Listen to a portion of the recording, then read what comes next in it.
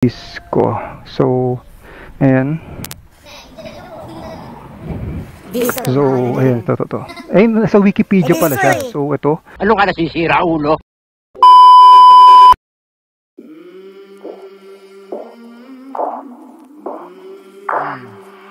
I came from the mud. There's dirt on my hands. Hello YouTube! Magandang gabi sa inyo mga pre. Ito, di tayo kakapunta sa Ozone Disco kasi wala na tayong ginagawa at busy. Sorry guys. Tsaka, mabago na tayo sa susunod. Tsaka yung nga pala yung vlog ko sa Teachers Camp sa Baguio, in-edit ko na, tsaka gagawin ko na din ngayon. So, ngayon, nanonood na ito yung nandito, reaction natin itong etong Ozone Disco. Maraming namatay dito na estudyante na noong 1996 sa Timog, Quezon City. Ito yung trahedya nun. Creepy. Tara, panoorin natin itong sinara. Teka lang. Yan. Tampa nila yung, alam mo yun, yung pati sa lahat ng mga napuntahan natin na lugar ng mga parang yun yung pinakamalakas ng paramdam eh. Pag yung halimbawa nasunog yung bahay tapos may namatay, syempre naramdam pa nila yung, alam mo yun, yung hapdi nung nasunog sila. Yung sunog na sila, tsaka sila na dead, sinawalan ng buhay, di ba? Creepy nga. Yun. So hi guys, welcome back to my channel, This Week an Adventure Ducks Explores, and Adventure Ducks pala to. hindi na ako umalis dito sa huling vlog natin na nakaraan.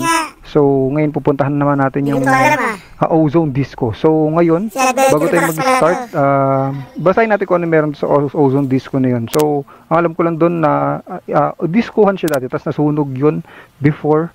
Tapos marami namatay doon, nasa 160 plus ang namatay doon. So grabe guys, daming namatay pala doon, 160 plus. 160 plus. Grabe ka naman sa 1,000, maliit lang yung bar na yun. Ngayon, itatry kong puntahan yung Ozone Disco. Pero bago natin puntahan, titignan muna natin kung ano yung, magbabasa tayo kung ano meron doon sa Google sa Ozone Disco na yun. So, and tara, Ozone Disco. So, ayan.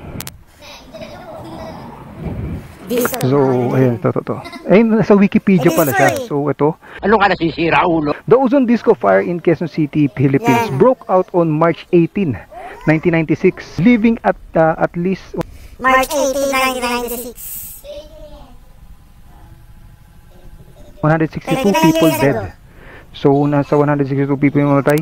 It is officially acknowledged as the worst fire in Philippine history and among the 10 worst nightclub fires in the world. March 18, 1996, yan 28 years ago na. Yung time niya na nangyari yun, 11:35 PM ng gabi. So, location, Quezon City, nandito tayo sa Quezon City. Tapos coordinates niya, ayan. Pero, Google Map na lang natin mamaya. Tapos, fire, tapos cause unknown, believed to be electrical fire. Possible electrical fire. Electrical fire. Ayan, tapos deaths 162. Then yung mga nabuhay pero na may siguro may mga injury sila, may mga degree burn, 95 yung mga nabuhay. So ang history niya, May nabuhay naman pala, akala ko totally lahat nasusunog. Ozone Disco popular spot in Quezon City for student and young professionals in the mid-90s. It was located near the 11th World Scout Jamboree Memorial Rotonda. Bali dun sa may rotonda yan ng Timog Avenue. It was opened in 1991 by Sergio. Yan yung pangalan ng building niya. Yan, Jazz Club. Yan, basta yun yun. That's yung incident. Yan na, yung binasa natin kanina. So ito yung tsura niya pala. Kung makikita nyo. Maliit lang talaga. Talagang mamamatay ka dyan. Huwag nagkasunog. Yan, maliit lang talaga siya. Sa camera. Yan yung tsura niya before. So anong nangyari kasi dyan, ayan yung makikita nyo yan, yung gate na yan, paloob daw kasi yan. Paloob yung bukas or sara, basta ganun na nalock yung mga tao doon sa loob eh. Basta yung 168 na yun, hindi sila nakalabas kasi hindi nalock yung pinto or parang paloob yung bukas ng pinto. Parang ganun eh. Ang nangyari nun eh. Paloob daw Naramdaman ko yan. yun. So itong picture to 1998 pa to. Ayun ko lang ngayon kung ano meron doon ngayon. Ayan, the final death count was reported as between 160 and 162. Yan, nasa 162 daw yung namatay doon. So, yun lang yung mga nakita ko dito. Di ko na babasahin yung iba, pero titingnan natin kung ano meron doon ngayon. Ayun, search natin ozone disco. Ayan, ozone disco. So, sa akin lapit lang pala, 7 minutes. Sa akin sa akin napupwestuhan ko ngayon. Ito yung sa huling vlog natin. Ayan, tapos ito. Didiretso na tayo dito kung saan man to. Sige, Sa Dax. timog daw eh. So, isang diretsuhan lang to. Tara.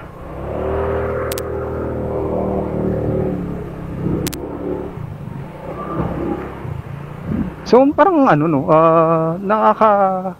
parang nakalungkot yung nangyari dun sa 160 plus na deaths dun nung time na yun Kasi, imaginein mo, ang dami ng 160 plus. Tapos nakulong sila sa loob ng disco na yun. 'Di ba? Nung nakulong sila dun sa disco na yun, parang ang parang syempre ang nang nangyari, nakakalungkot lalo sa pamilya ng mga nawalan, tapos ganun pa yung parang yun yung pinakapangit na cost ng deaths mo yung ayan to, bahay na malaki House of Ronin. Ano to? Diretso daw tayo. Nakakayo naman direct. So, ayan. Parang yung cause of death mo, naramdaman mo pa yung nasunog ka, no? Parang, yun yung pinakamahirap eh. Pati sa lahat ng mga napuntahan natin na lugar, na mga na-explore natin, parang yun yung pinakamalakas ng paramdam eh. Pag yung halimbawa nasunog yung bahay, tas may namatay. Kasi, syempre, naramdam pa nila yung, alam mo yun, yung hapdi nung nasunog sila, tas yung sunog na sila, tsaka sila na dead, nawalan ng buhay, di ba? Mahal nakakaawa na RIP, lalo na pagdating natin doon sa RIP, sa mga kung ano man yung meron doon sa ozone disco, nangyari 28 years ago.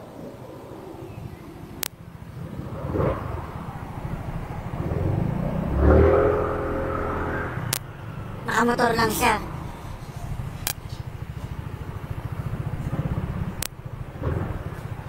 May grab food pa. Yan. Titingnan natin kung ano meron dyan. Nakakalungkot. Pupuntahan ko ngayon doon. Diba nakalive ako, may nag-comment kasi napuntahan ko daw yung ozone disco. So nung may nag-comment nun, may nag-reply sa kanya or may nag-comment din na ibang nanonood nung live natin na sabi, kainan na raw yun. Parang, basta siya fast food restaurant. Hindi ko alam kung bukas yun ngayon. Sana bukas, tas papasok tayo doon. Tingnan natin kung ano meron doon sa yun, pakainan na yun doon. Ano yung menu?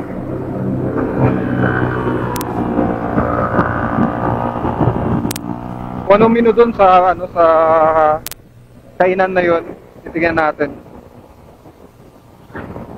Hindi ko alam kung malinaw yung boses ko pag mabilis yung takbo natin kasi nilagyan ko lang ng foam yung yung mouthpiece or itong camera eh. Ito, akaliwa raw tayo dito. Nasa Cubao tayo, guys, sa to? Oo, sa Cubao yan. Hindi, sorry.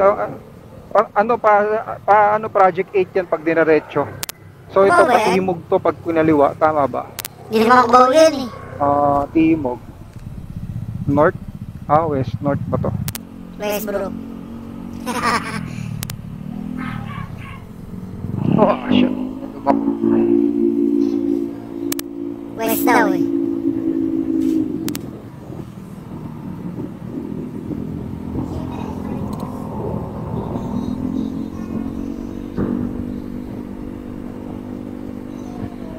So, isang diretsuhan lang to.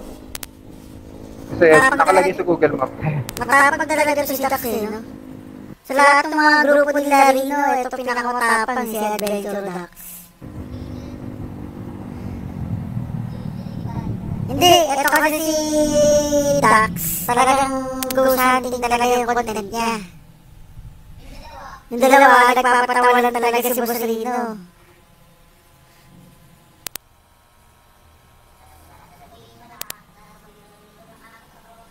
Nakakatawa naman talaga eh. Ito kasi si Dax, talagang gusto din talaga yung ano niya. Content niya.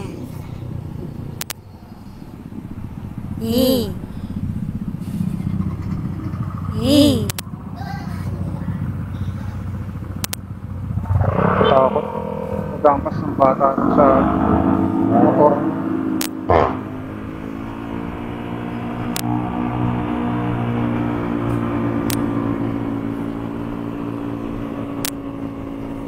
Nakatakot mag-angkas ng bata sa motor. Tulad ng ginawa nila, ano, yung dalawa. May bata doon sa harap.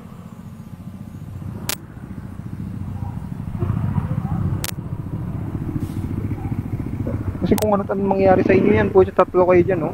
Wipe out kayo dyan. Nag-ML ata ito si Boss Dax eh. Oh. Wipe out daw.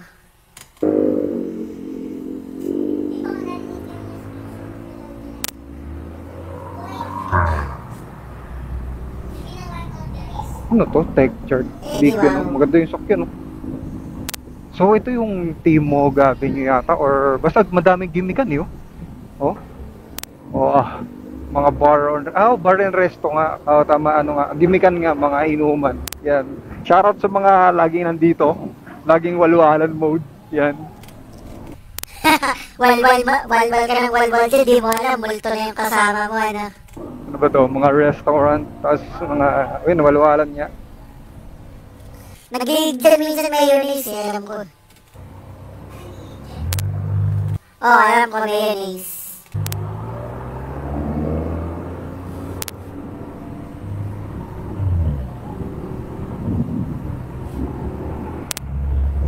Pero creepy oh, gabi. Okay. Doon daw, kakanan lang tayo dito sa kanto daw. Ay, may kita niyo yung Google Map? Hindi ko kita eh. Kakanan tayo sa kanto, tapos nandoon na daw yun. Yung ozone disco. Hindi ko alam kung pwede mag-video doon. Patago na lang tayo mag-video doon sa restaurant na yun, or basta ano siya eh, fast food restaurant, ganyan. Tingnan natin. Sana pwede mag-video. Siguro pwede naman kasi may mga nagpipicture-picture nga eh. Tayo, bablog lang naman tayo eh. Gagawin natin horror yung ano nila. Yung lugar. Gagawin mo horror. Ito, saan ba? Ayun. Ayun na yung sinasabi, yung good may nag-comment yan, Guda daw, Guda. Good, ayun o. Ay, may mga nakapark. Paano dun? Saan tayo dun magko-park? Ito! Yung Guda. Ito. Google! Malulubas. Basta magko-park ako dun. Nisuhin yung kainan. Tatry natin kumain dun syempre. Kaya nandito tayo. Magmumukbang tayo dun sa ozone disco. Nagmukbang nga. Oh, ayun, ito yung ozone disco eh. Never thought you say goodbye.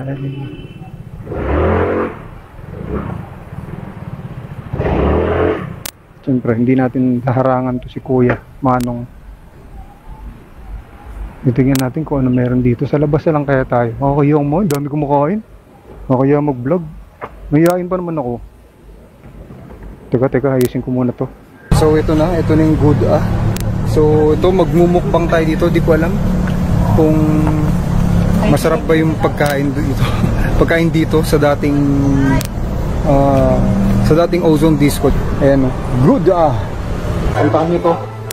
Kung alam nyo to sa Quezon, sisig na lang tayo. Mabilis lang yung preparation.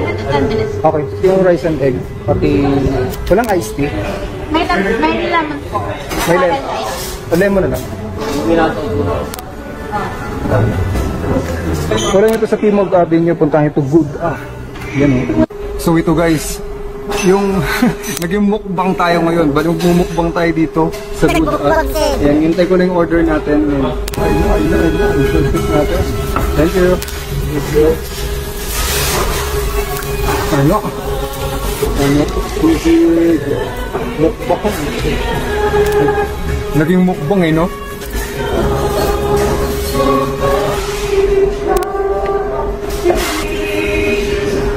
So, ayan na. Tapos tayong kumain. Ito.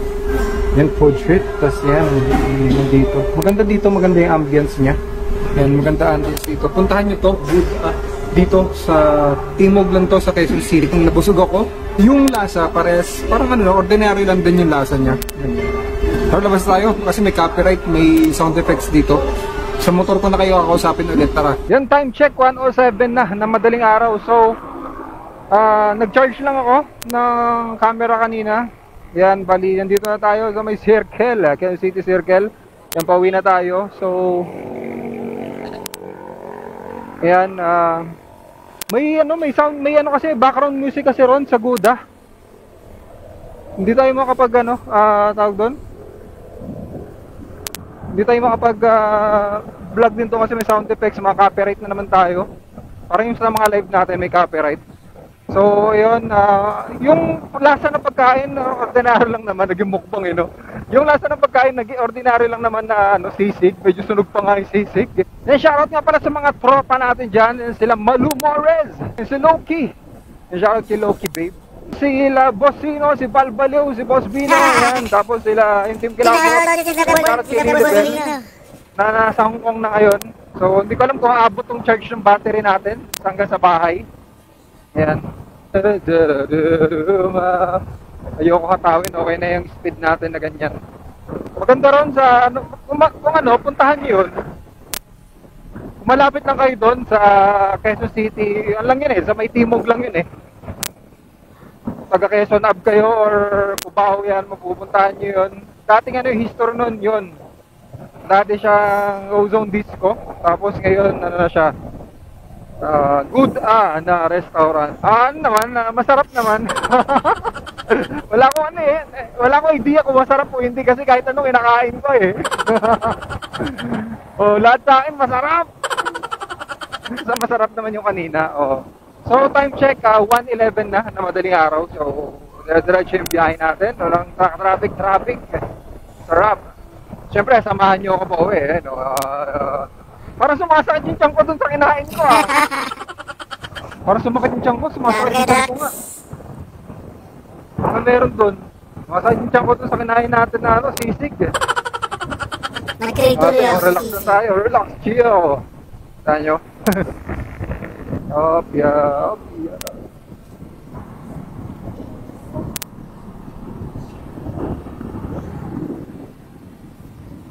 Pande Manila.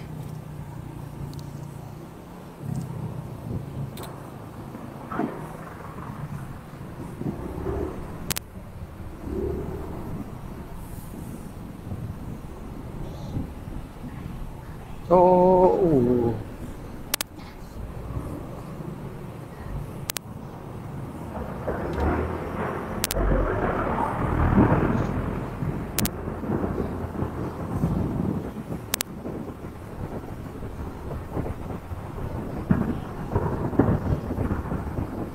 sumasakit niya yung tiyan ko. Natatay na ako.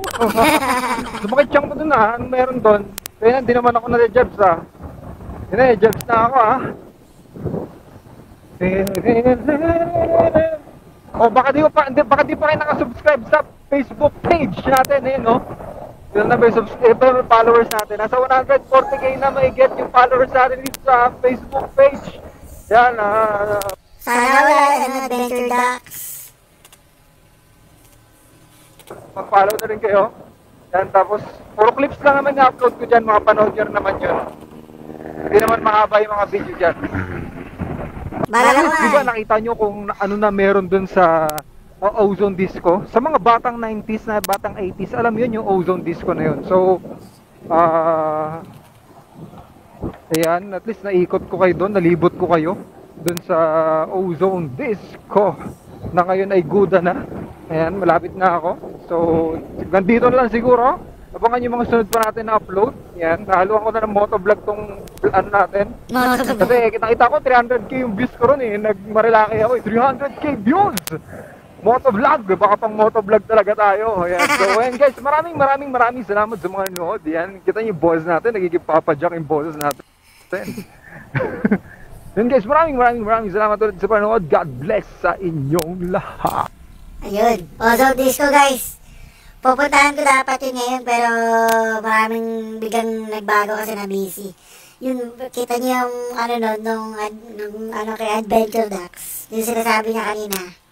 Almost 160 na katao namatay. Ang dami. Tapos Gouda restaurant na siya ngayon. Ano yun, yun yung nasunog dati nung araw sa Quezon City.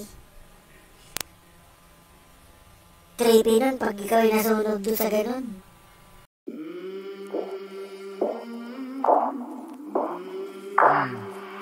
I came from the mud.